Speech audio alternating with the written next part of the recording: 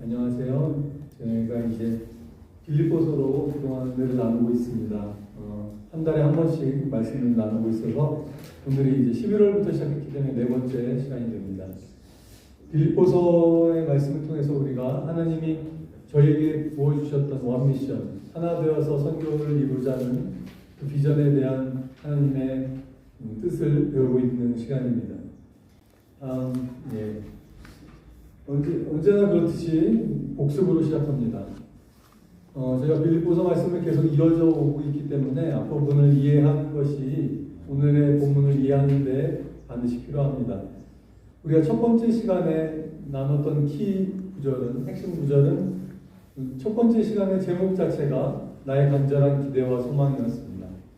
여러분은 어떠한 간절한 기대와 소망으로 살고 있습니까? 바울의 간절한 기대와 소망은 자기가 옥에 갇히든지 다른 사람으로부터 오해를 받든지 어찌하든지 상관없이 온전히 담대하고 자기가 살든지 죽든지 어떤 일을 당하는 것과 상관없이 자기를 통해서 특별히 자기의 육체 가운데 예수님께서 영광을 받으시길 원하는 것이었습니다. 그의 삶의 방향성이 그렇게 확고하게 정해져 있었기 때문에 아무도 그 사람을 시험에 들게 하거나 상처받게 하거나 마음 상하게 할 수가 없었던 것이죠. 다른 사람들은 그를 시기하고 질투함으로 그의 마음을 혼란스럽게 하려고 했지만 바울의 마음은 흔들리지 않았습니다. 왜냐하면 바울의 초점은 자신에게 있지 아니하고 자기가 섬기는 예수님이 존귀케 되기를 원하는 곳에 있었기 때문에 전혀 자기에 대한 다른 사람들의 공격에 흔들리지 않을 수 있었던 것이죠. 심지어 그는 고백하기를 내게 사는 것은 그리스도니 내가 죽는 것도 유익할 수 있다 라는 고백을 하고 있습니다. 그래서 첫 번째 시간에 우리가 어떠한 것들을 실천하면 좋겠는가라는 얘기를 했을 때 말씀을 통해서 저희가 뽑았던 것은 내가 전한 복음을 첫날부터 증거하였던 것을 기억하면서 빌립보 교회가 우리 모두가 우리 가운데 착한 일을 시작하신 그리스도의 일을 이루자. 그래서 우리 역시도 우리 에티오피아 선교교회 역시도 복음 전파하는 일에 실질적으로 동참하자. 그리고 바울의 중보기도를 우리가 보았습니다. 첫 번째 시간에 바울이 내가 기도할 때마다 너희 무리를 위해서 기도할 때마다 감사하고 하나님 앞에서 자랑하고 그리스도의 심장으로 너희를 사랑한다. 그러니 우리도 역시 서로를 향해 더 뜨겁게 중보하고 품고 기도하자. 그것을 우리가 실천적인 부분으로 말씀드렸고요. 바울처럼 우리의 인생의 간절한 기대와 바람, 우리 인생의 목표와 소망을 그리스도께 두는 것으로 우리의 삶을 돌이키자. 성경은 그것을 회개라는 단어를 쓰고 있습니다. 회개가 내가 잘못했다는 것을 그냥 뉘우치고 아이고 내가 잘못했다라고 생각하는 것에서 그치는 것이 아니라 내 삶의 궤도를 수정해서 하나님이 원하시는 궤도로 나의 삶의 궤도를 전환하는 것이죠. 그래서 나의 삶에 정말 중요한 건 뭔가, 나의 간절한 기대와 바람은 무엇인가, 그것이 그리스도께로 맞춰져 있는가를 점검하고 예수 그리스도께 나의 삶의 목표와 초점을 맞추는 그런 방향 전환을 하자는 것이 첫 번째 실천 지침이었습니다. 두 번째 시간에는 이게 사실은 빌립보서의 거의 주제와 같은 말씀인데 여러분은 그리스도의 복음에 합당한 삶을 사십시오. 여러분은 그리스도의 복음으로 인해서 구원을 받았는데 그 복음에 합당한 삶을 사십시오라고 말하고 있습니다. 근데 바울이 말하는 그리스도 복음에 합당한 삶이라는 것은 실은 한마음 한뜻으로 굳게 서는 것을 말하고 있습니다. 사실 어떤 면에서는 좀 놀랍기도 합니다. 우리 개인적으로 믿음을 굳게 지키는 것으로 충분하지 않은 것이죠. 나 혼자 신앙생활을 열심히 하는 것이 복음에 합당한 생활을 말하는 것이 아니라 다른 믿는 자들과 함께 마음을 합하고 뜻을 합쳐서 함께 서는 것입니다. 왜냐하면 혼자서는 너무나 연약하고 너무나 잘 넘어지고 쉽게 낭망하기 때문이죠. 그리스도께서 우리를 공동체로 부르신 이유가 거기 있는 것이죠. 우리가 서로를 잡아주고 붙들어주고 세워주고 격려하고 일어나는 것입니다. 철이 철을 날카롭게 한다라는 표현이 성경에 있는 것처럼 우리 형제자매가 서로와 서로를 더 날카로운 하나님의 사람들로 만들어주고 그렇게 하는 것이죠. 그래서 우리가 그리스도의 복음에 합당하게 사는 것은 어떤 것이다? 한 정신으로 굳게 서서 한 마음으로 복음을 위해 싸우는 것이다. 그리고 바울은 덧붙여 말하기를 그리스도를 위해서 받는 특권을 받는 것이다. 제가 말씀드리지 않습니까? 여러분 어떤 회원권을 가입하면은 VIP 회원들에게 주어지는 특전이 있죠. 특별 회원들에게는 특별 대우가 주어지지 않습니까? 우리에게 주어지는 특별 대우는 뭐다? 복음을 위하여 축복만 받는 것이 아니라 고난도 받는 것이다. 할렐루야. 이것이 바울이 말하는 그리스도를 위해서 우리가 누리는 특권이라고 말하고 있습니다. 그리스도를 위하여 어려움도 겪을 수 있는 것, 복음을 전하다가 복음을 전하다가 오해도 사고 고난도 당하는 것이 특권이다. 그래서 내가 이런 것을 하고 있음을 너희가 보아라. 감옥에 갇힌 바울이 사람들에게 권면하고 있죠. 이것이 복음에 합당한 삶이라고 바울은 설명하고 있습니다. 그 다음 걸 보시면 2장으로 넘어가는데 같은 주제가 이어집니다. 2절에 보시면 여러분 같은 생각을 품고 같은 사랑을 가지고 뜻을 합하여 한 마음이 되는 것이 내가 기쁨이 넘치게 되는 길이다.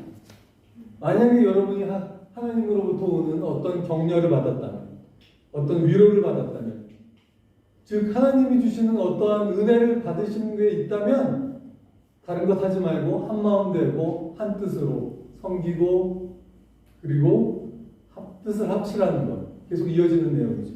그 다음 절을 보면 중요한 또 실천적인 내용이 나오죠. 뭐죠? 무슨 일을 하든지 경쟁심이나 내가 남보다 낮게 보여야지, 내가 남보다 더 큰 사람으로 보여야지 하는 경쟁심이나 허영심으로 하지 말고 겸손한 마음으로 남을 나보다 낮게가 아니라 more significant, 영어로 하면 더 중요한 사람으로 여기라.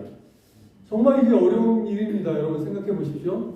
우리가 은근히 생각하죠. 내가 더 중요해. 은근히 생각하죠. 내가 더 높아. 그런데 다른 일을 나보다 더 중요한 자리에 놓을 수 있는 것. 그것이 복음을 받은, 은혜를 받은 사람의 표식이라고 얘기하고 있는 거죠. 그것이 복음에 합당한 삶이라고 얘기하고 있는 것이죠. 이것이 놀라운 복음입니다.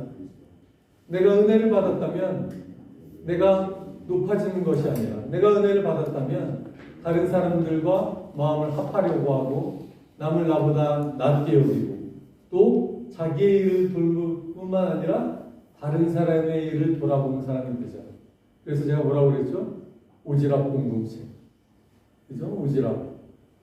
굳이 하지 않아도 될 정도까지 과도하게 챙기고 돌봐주고 도와주고 섬기는 공동체. 기억나시죠, 여러분? 네. 다음 걸 보시면 그래서 두 번째 주에 우리는 무엇을 할 것인가? 중보기도 계속 열심히 하고 섬김과 돌봄에 힘써 헌신하기로 결단하자. 우리가 서로를 돌아보고 자신의 필요뿐 아니라 남의 필요를 돌아보자. 그리고 바울이 얘기한 것처럼 복음을 변호하고 전하는 일을 위해 함께 동참하고 그리스도를 위해 받는 고난과 손해를 특권으로 여기도록 하자. 그것이 바울이 얘기했던 그리스도의 복음에 합당한 삶이었습니다. 그리고 은혜 받은 자의 표식이 뭐라고요? 은혜를 받았다면 남을 나보다 낮게 여기고 다른 사람의 필요를 돌보는 것. 그것을 실천하는 자가 되자. 그것이 두 번째 시간이었습니다. 지난달에 저희가 나눴던 것은 빌립보서의 아름다운 예수님에 대한 놀라운 구절이죠. 그래서 계속 이어져서 말하기를, 계속 그 맥락에서 말하고 있습니다. 바울은 이어져서 말하기를 여러분 이 마음을 품으십시오. 그것은 곧 그리스도 예수의 마음이기도 합니다. 그는 하나님이시지만 하나님의 그 놀라운 디그니티를 가지고 계신 분이지만 하나님과 자신을 동등됨으로 여기지 아니하시고 자기를 비워서, 키워드가 여기 있습니다. 자기를 empty, 비우고 낮추어서 종의 모양을 취하셔서 우리와 같은 사람으로 나타나셨으며 자기를 낮추시고 복종하셨습니다. 중요한 표현들이 여기 있죠. 자기를 낮추고, 즉 겸손한, 자기를 비우고, 그리고 종이 되셔서 복종하셨습니다. 근데 어디까지 복종하셨냐면 십자가의 죽으실 정도까지 복종하신 것이죠. 이것이 그리스도 예수의 마음이다라고 바울이 힘주어 설명해 주고 있습니다.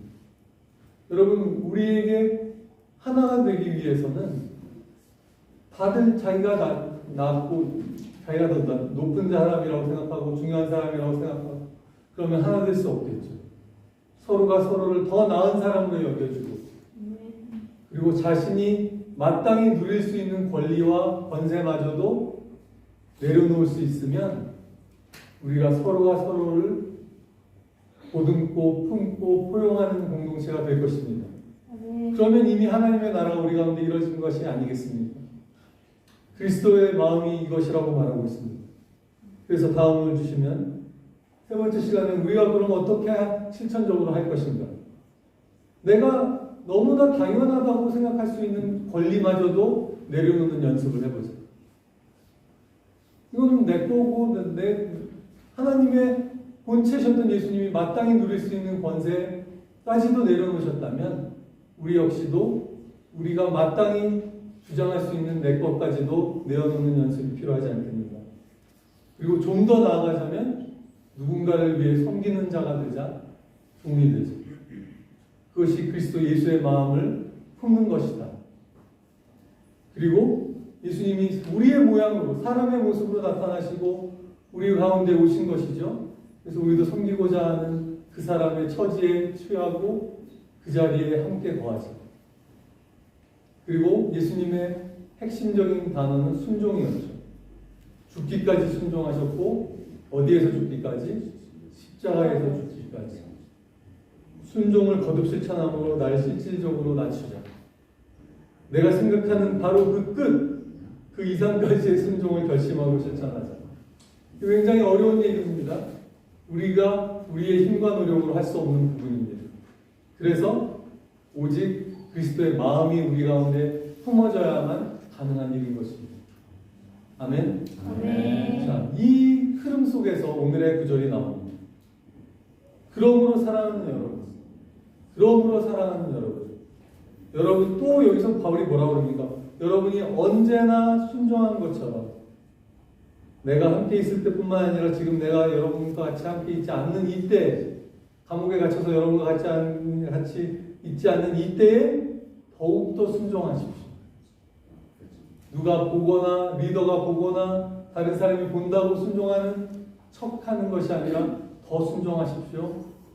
그래서 두렵고 떨리는 마음으로 자기의 구원을 이루어 나가십시오. 오늘의 핵심 구절은 여기 있습니다. 두렵고 떨리는 마음으로 자신의 구원을 이루어 나가십시오. 잠시만요. 근데 구원은 오늘도 우리가 찬양했지만 구원하심은 보좌에 앉으시는 하나님과 어린 양에게 있지 않습니까? 우리가 우리의 구원을 이루어 나가는 것입니까? 이게 무슨 표현일까요? 다음 슬라이드. 구원을 이루어 나가라?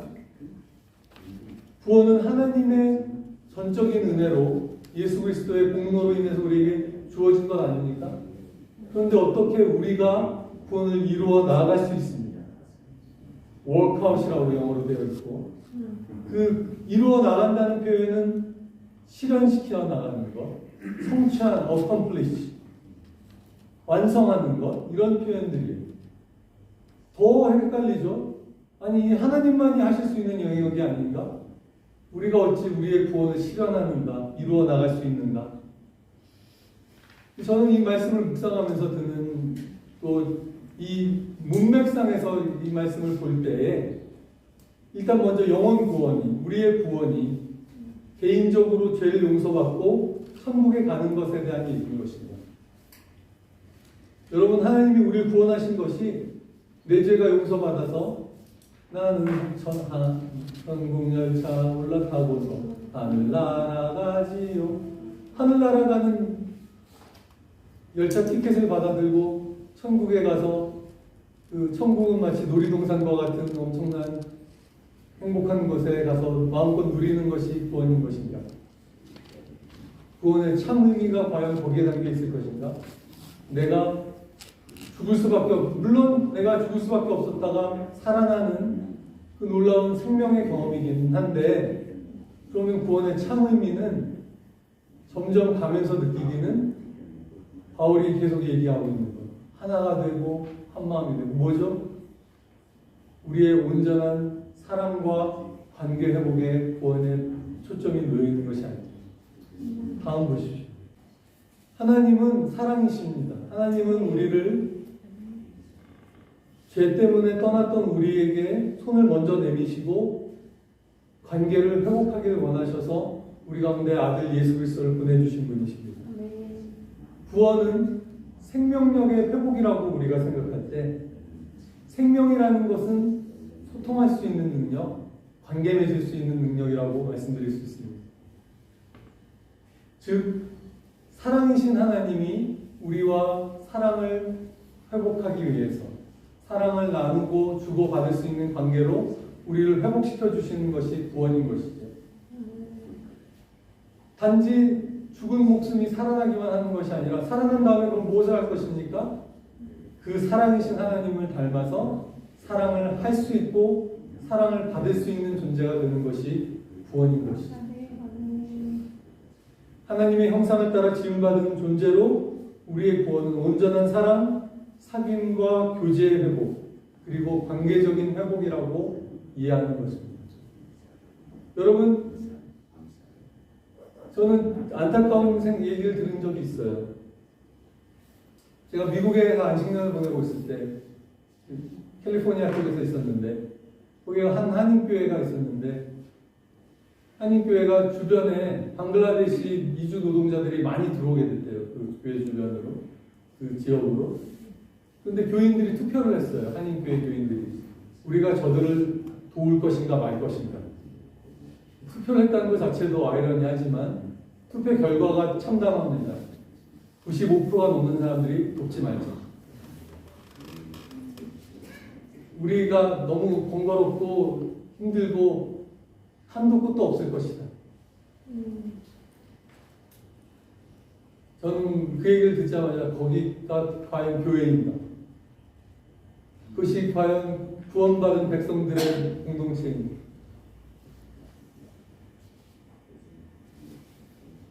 또 다른 예를 들려드리면, 한국에서 제가 다니던 교회도 1월이면 특세라는 걸 합니다. 특세. 새 중에 제일 무섭다는 특세. 특별 새벽 기도 했잖아요. 특세가. 40일 특세. 그러면 교인들이 더 열심히 새벽 기도에 나옵니다. 특별한 은혜를 받아 누리기 위해. 근데 어떻게 되느냐면, 교회 주변의 주민들이 민원을 냈어요. 새벽에 너무 많은 사람들이 차를 끌고 오고 시끄럽고 발자국 소리와 떠드는 소리와, 자, 하나님께 은혜 받으려고 모이는데 주변의 주민들에게 원성을 사게 되는 이 안타까운 현실. 그죠? 우리 하나님의 은혜를 누리지만 무엇 때문에 은혜를 누립니까? 하나님처럼 사랑하기 위해서 은혜를 누리는 거 아닙니까?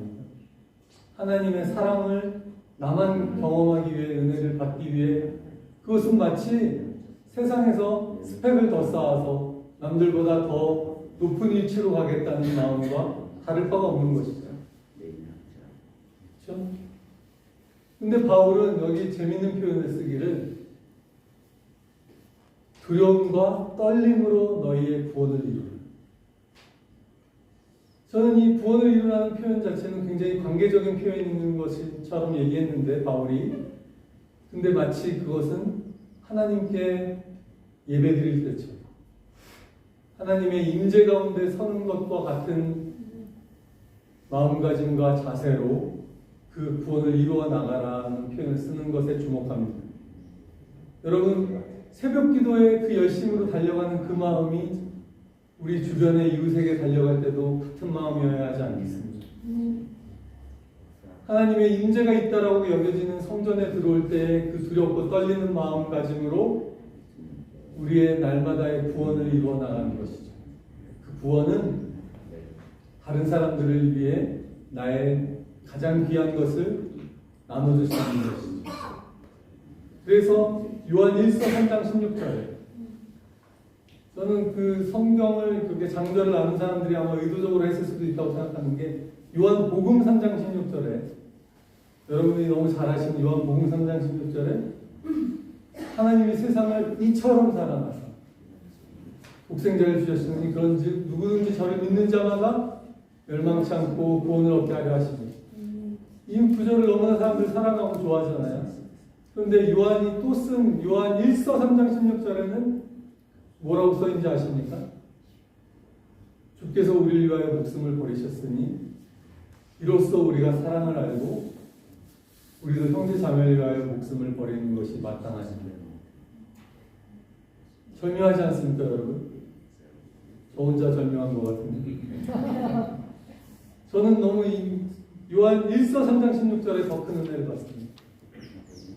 주께서 우리를 위하여 목숨을 버리셨으니 이로써 사랑이 뭔지를 우리가 알게 되었고 그래서 우리도 형제 자매를 위하여 목숨을 버리는 것이 참 좋은 일이다. 합당한 일, 마땅한 일. 그것이 구원을 이루어내는 것이 아닌가. 그런데 바로 하나님께 예배드릴 때와 같은 마음가짐으로 주님 앞에 서는 두렵고 떨림으로 우리의 형제자매들을 대할 수 있으면 얼마나 좋겠습니까? 그리고 왜 순종인가? 라는 질문도 해답이 그냥 나오는 것이죠. 관계가 회복되어지는 것이 구원이기에 순종이 답이 되는 것이 아닌가 라는 생각을 하는 것입니다. 정말 아버지의 마음을 아는 아들은 즐겨 순종하지 않겠습니까?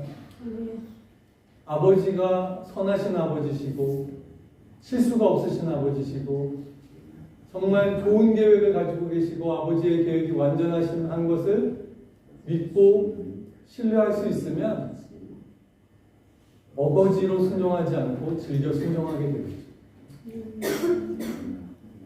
아멘. 다음 주십시오.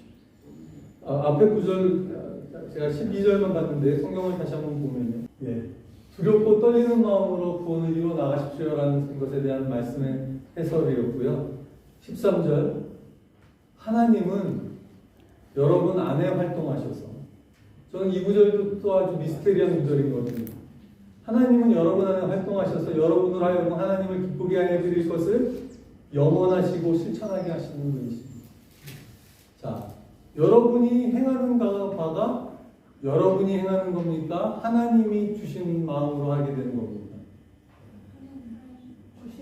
주시는 마음으로 하게 되지만 또 여러분들이 영원하고 실천하는 것이죠. 직접적으로. 하나님이 일하시는 것도 있지만 내가 마음 먹고 실행하는 부분도 있는 것이죠. 저는 구원도 놀라운 미스테리 아닙니까? 여러분이 예수님을 찾고 결단하고 믿었지만 하나님이 믿게 해주신 건 아닙니까? 그렇지만 여러분이 결단하지 않으면 신앙을 가질 수가 없죠. 내가 마음에 결정하고 예수를 영접해야만 구원을 얻게 되지 않습니까? 주님은 문 밖에 서서 두들기신다고까지 표현하십니다. 그렇지만 주님이 은혜를 주셔야만 복음이 깨달아지고 믿어지는 건 아닙니다. 하나님의 모든 역사하심이 이런 미스테리 속에 있습니다. 하나님이 일하시는 것 같으면서도 우리가 일해야 되는 것 같으면서도 알쏭달쏭한 것이죠. 저는 하나님의 놀라운 지혜라고 생각합니다. 하나님만이 일하시는 것 같으면 우리는 팔짱 끼고 있을 것입니다. 어차피 하나님이 하실 텐데 어차피 하나님 뜻을 다 이루실 텐데 그럼 나는 그냥 가만히 있으면 되지. 내가 다 하는 거면 하나님 앞에 우리가 한없이 자고해지겠죠. 이건 내가 이루어낸 구원이야. 내가 얻어낸 구원이야. 아니죠. 하나님이 우리 안에서 활동하지 않으시면 시작조차 될 수 없는 일이었습니다. 아멘. 네. 하나님의 능력과 일하심이 우리 안에 이니시에이션, 시작하시지 않으면 우리 가운데 구원은 시작될 수도 없지만 그와 동시에 마치 내가 갈망하고 영원하고 실천하지 않으면 이루어지지 않는 것과 같이 하나님은 만들어 놓으신 것이죠. 우리의 구원의 미스테리입니다. 우리의 신앙의 미스테리입니다. 여러분이 결단하셔야 합니다. 여러분이 움직이시지 않으면 하나님은 일하실 수 없는 것처럼 만들어 놓으신 거예요.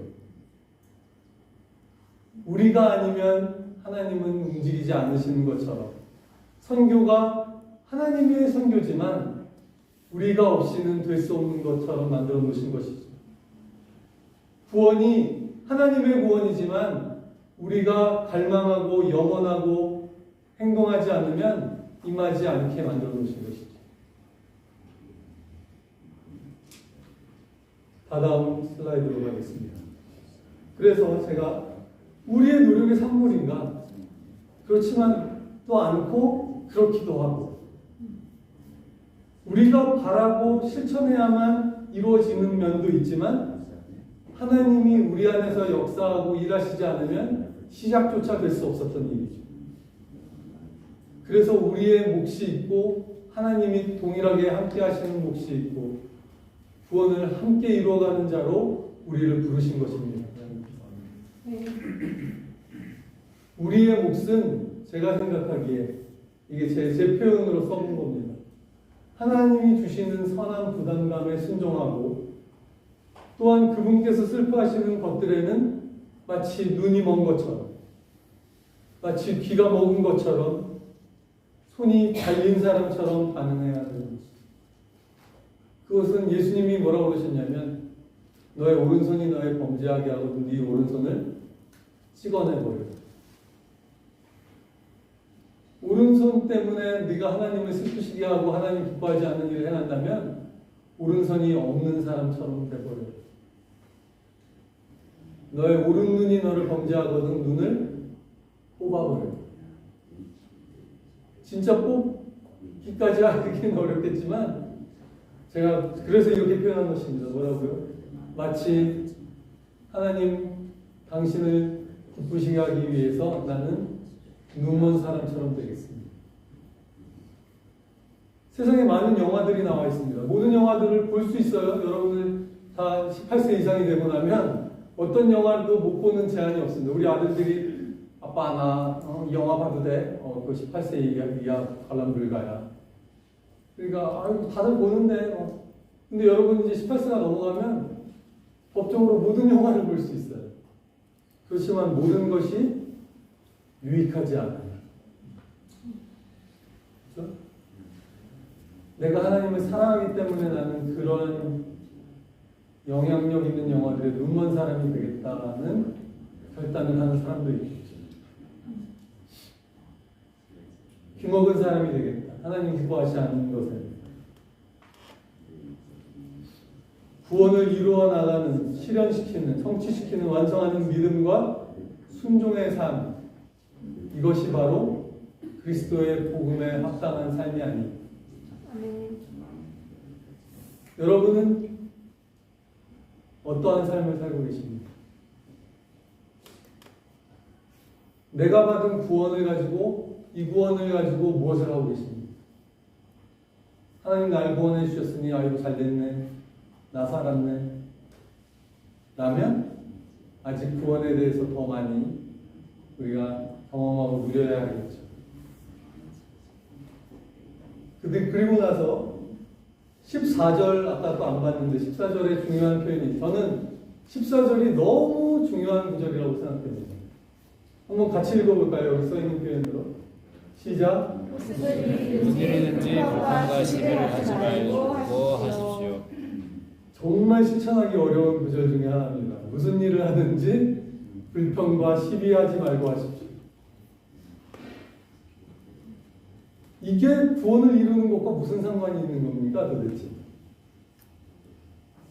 불평을 하기 시작하고 시비를 걸기 시작하면 하나됨이 깨어지기 시작합니다.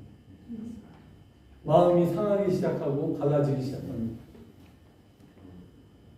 여러분 정말 큰 재앙이 작은 갈라짐에서부터 시작되는 걸 아시죠? 한순간에 다리가 무너지지 않습니다. 틈이 생기고 갈라지기 시작하고 서운함이 쌓이기 시작하고 원망과 시비가 생기기 시작하면서 결국에는 무너지게 됩니다. 이 작은 말씀 같지만 너무 지키기 어려운 이 말씀이 아주 실제적인 구원을 이루어 나가는 하나님의 지혜라는 것.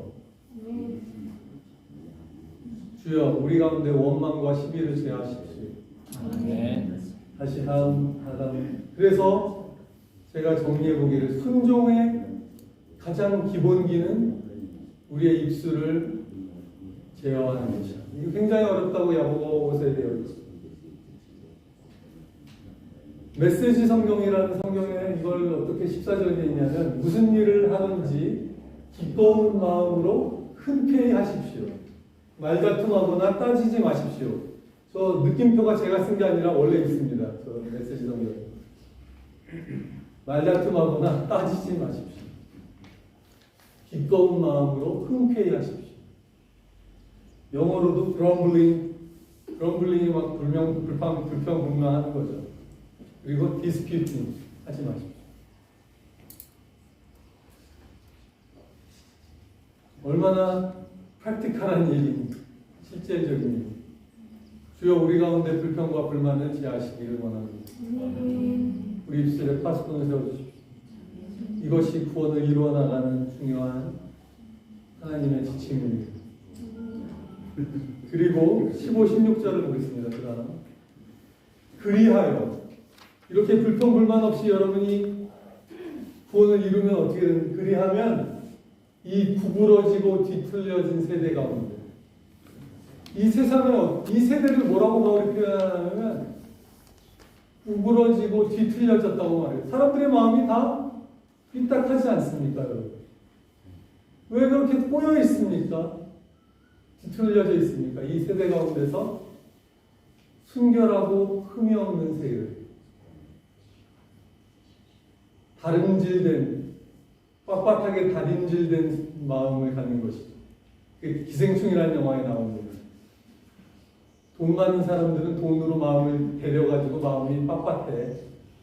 슬픈 얘기죠. 돈 있는 사람들이 더 마음이 넉넉하다는 표현을 썼어요. 그 영화에. 그러니 그게 무슨 말이죠? 여유가 있으면 마음이 이렇게 펴졌다라는 표현을 한 거예요. 그렇게 따지면 그리스도인들이야말로 가장 큰 여유를 소유해야 되는 거 아닙니까? 가장 빳빳한 마음을 가져야 되는 거 아닙니까? 아멘? 기생충이라는 영화에 그런 대사가 나오나? 네, 나옵니다. 슬프죠? 부자들이 더 착하더라는 거거든요. 부자들이 더 나이스하다는 겁니다. 왜요? 여유가 있는 사람들은 여유가 있으니까 각박하게 살지 않습니다. 근데 진짜 부자는 우리가 아닙니까? 아멘? 구부러지고 뒤틀어진 세대 가운데 흠없는 자녀가 되어야 합니다. 그리고 16절 생명의 말씀을 밝혀라. 그러면 어떻게 된다? 너희가 열심히 수고하는 것이 헛된 노력이 되지 않을 수 있다. 여러분 말씀으로 언제나 돌아가지 않으면 어느샌가 본질로부터 떠내려가서 헛된 노력을 하고 있게 됩니다. 우리가 본질에 계속 붙어 있을 수 있는 비결, 말씀을 붙드는 것입니다. 다음 슬라이드 주십시오. 그래서 오늘의 실천지지. 우리가 하나님을 경배하듯이 주일날 하나님 앞에 거룩한 모습으로 나와 두렵고 떨림으로 예배하듯이 왕의 보좌 앞에서 경배하는 마음가짐으로 하나 되고 사랑하고 섬기는 것을 실천하자. 그것이 우리의 구원을 이루어 나가는 것입니다. 하나님이 원하시는 구원의 참의미 남을 위하여 내 것을 나누고 섬기고 사랑하고 포용하는 것이다. 이 구부러지고 뒤틀려진 세대 가운데서 제가 뭐라고 말했죠? 깔끔한 순종. 원망과 시비 불평하지 말고 깔끔한 순종으로 우리는 정주행하자. 꾸불꾸불 가지 말고 구차하게. 많은 사람들이 어떻게 합니까? 순종 안 하지도 않아. 하기도 해. 하는데 불평하면서 해. 투덜투덜대면서 해. 그러니까 은혜가 없어. 깔끔한 순종으로 성주행합시다. 네. 그리고 뭐라고요? 생명의 말씀을 붙들면 헛된 수고를 면할 수 있다. 우리의 본질로부터 흘러 떠내려가지 않을 수 있고 계속해서 우리가 말씀을 붙들고 살아야 하는 이유가 여기 있습니다. 마지막 신명기 말씀을 읽어드리고 마치겠습니다. 다음 슬라이드 보시면 모세가 이스라엘 사람들에게 신명기에서 한 말씀입니다. 그가 그 모든 율법의 말씀들을 다시 신명기의 말씀 속에서 이스라엘 백성들에게 들려준 후에 이 율법의 모든 말씀을 지키게 하라. 특히 누구에게까지? 자녀들에게 가르쳐서 이 율법의 말씀을 지키게 하십시오. 그러면서 뭐라고 말합니까? 제가 빨간 부분 써놨죠. 이 율법은 단지 빈말이 아니라 바로 당신들의 생명. No empty word, but your very life. 여러분 말씀을 무슨 수가 있어도 붙들어야 되는 이유가 여기 있습니다. 여러분의 생명입니다. 그러면 우리가 헛된 다름질로 수고에 헛수고가 되지 않을 수 있을 것입니다. 같이 기도하겠습니다.